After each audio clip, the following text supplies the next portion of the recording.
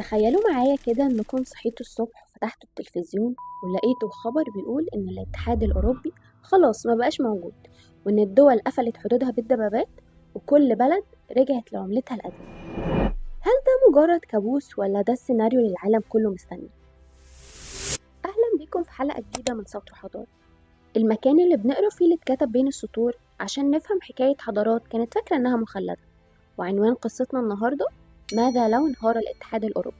تعالوا نعرف الحكاية ايه في سطر حضارة، وده لأن لكل سطر أثر ولكل حضارة قصة.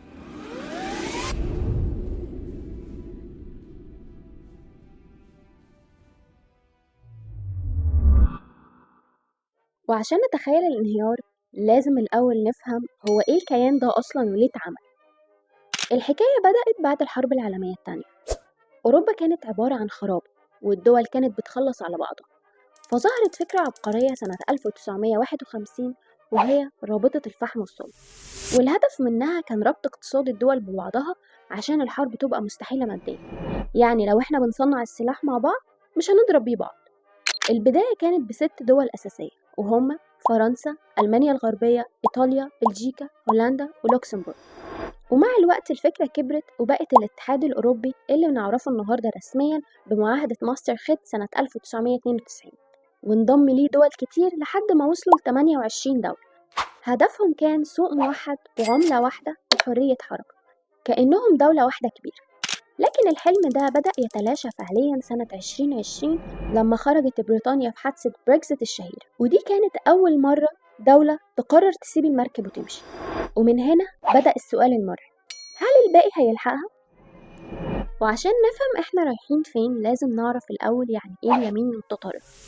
ده مصطلح سياسي بيعبر عن تيارات وحركات بتؤمن بالقومية المتطرفة، يعني الانحياز الكامل والتعصب لأمة معينة أو عرق معين، وبترفض تماما أي شكل من أشكال التعددية أو الاندماج مع الآخرين.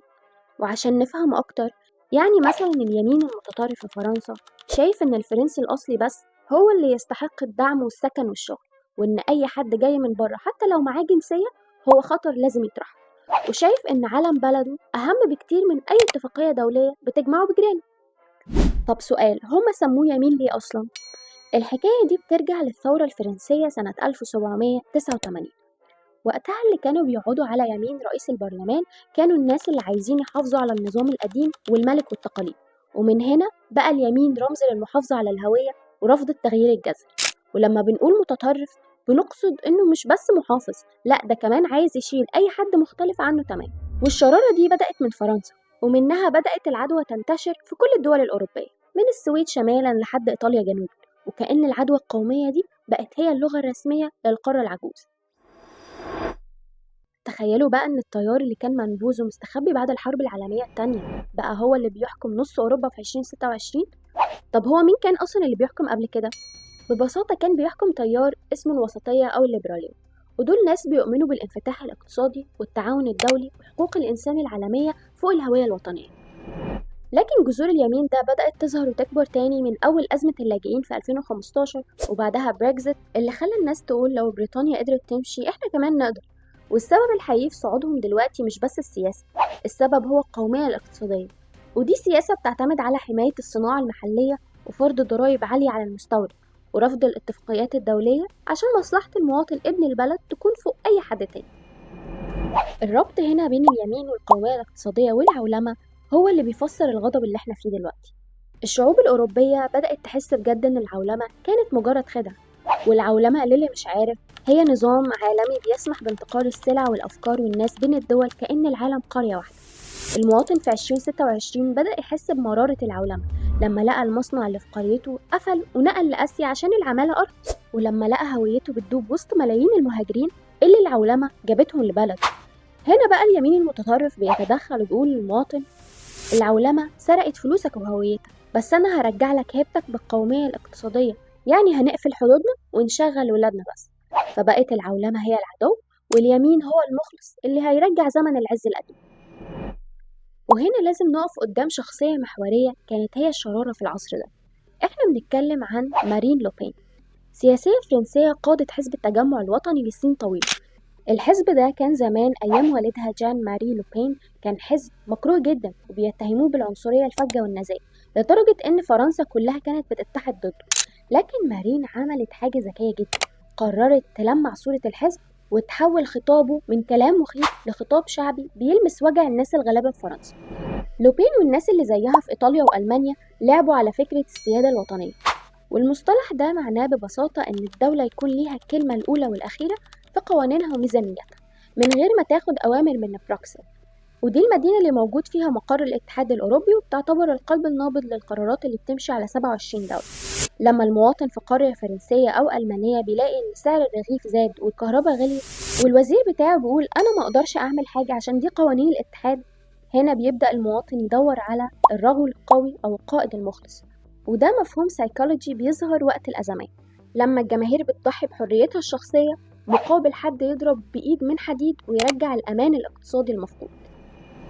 طيب ماذا لو فعلا كملت الموجة دي؟ وأنا أقصد هنا موجة اليمين المتطرف اللي ما بقتش بتسمع لحد، والاتحاد الأوروبي انهار فعلا. هنا هندخل في منطقة الفوضى الجيوسياسية.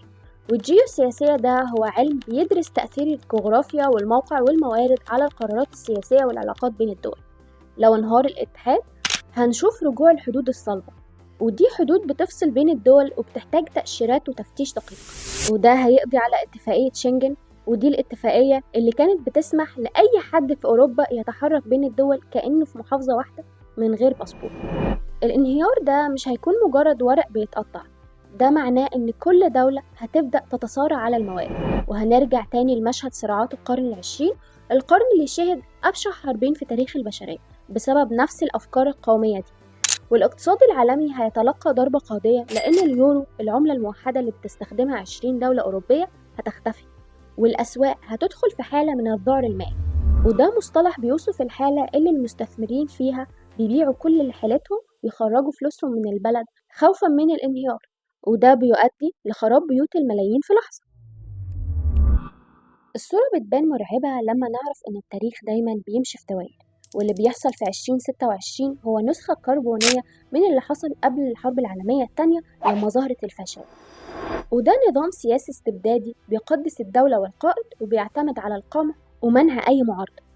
الفرق الوحيد إن المرة دي السلاح مش بس رصاص، السلاح هو الذكاء الاصطناعي والسوشيال ميديا اللي اليمين المتطرف قدر يستخدمهم ببراعة عشان يوصل لقلوب وعقول الناس البسيطة ويقنعهم إن المهاجر هو السبب في ضياع شغلهم مش السياسات الاقتصادية الغلط. إحنا قدام لحظة فاصلة، هل العالم هيقدر يلحق نفسه قبل ما الدايرة تكتمل ونلاقي نفسنا في مواجهة حرب عالمية تالتة، ولا الرجل القوي هو القدر اللي مفيش منه مفر؟ لو الفيديو ده عجبكم ما تنسوش تعملوا لايك، ما تنسوش تشتركوا في القناة عشان يوصل لكم كل جديد. كنت معاكم آلاء في سطر وحضارة.